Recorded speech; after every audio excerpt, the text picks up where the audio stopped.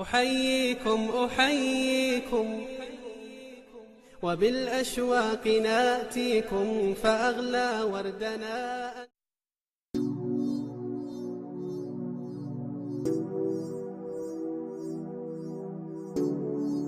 saddex cabtooy ayaa tagsi soo raacay. tagsiilihii wuu ogaa inay cabsan yihiin. gaariga intuu kiciyey ayuu haddana damiyey. kadib wuxuu yidhi, waan soo gaarnay meeshaad rabteen.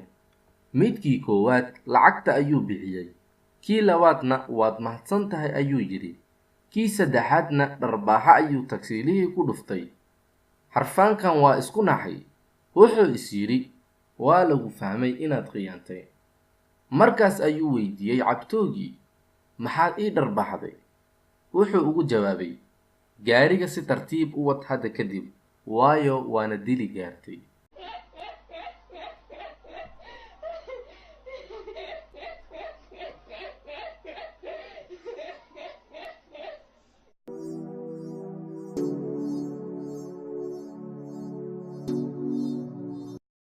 waxaa jiray wiil yar oo reer baadiye ahaa. waxa uu raaci jiray lo', waxaana la odhan jiray cali beenaale. maalin maalimaha ka mid ah, isaga oo lo' la jooga ayuu damcay inuu ku ciyaaro dadka tuulada degan. wuxuu ku qayliyey isaga oo dhahaya, hayeey hayeey waa waraabe.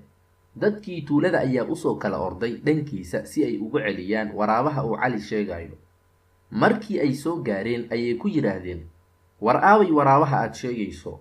markaas ayuu ku yidhi, waraabe ma jiro, ee waa idinku ciyaarayay. dadkii tuulada ayaa ka carooday beenta uu cali u sheegay. maalin kale ayaa cali sidii oo kale damcay inuu dadka tuulada been u sheego isaga oo ku qaylinaya, hayeey hayeey waa waraabe. markii ay dadkii tuulada u imaadeen ayuu mar kale ku yidhi, waraabe ma jiro, ee waa idinku ciyaarayay. dadkii tuulada ayaa mar kale ka carooday beenta uu cali u sheegay. maalin kale ayaa cali isaga oo la jooga lo ayaa waxa u imaaday waraabe. waxa uu doonay inuu dadka tuulada u qayldhaamiyo si ay uga soo gurmadaan. waxa uu ku qayliyey, hayeey hayeey waa waraabe. dadkii tuulada ayaa maqlay qaylida cali, balse qofna dhag jalaq uma siinin. waxayna is yidhaahdeen, waa beentiisii hore ee inaga daaya. cali waa uu qayliyey, ileen xaaladda ayaa dhab ku noqotay, balse qofna uma imaanin. sidii ayuu waraabihii ku dhameeyey lo'yaashii oo dhan. xikmada sheekada ku jirta ayaa ah, beentaada hore runtaadii dambe ayay baas tagtaa. yacni way u daran tahay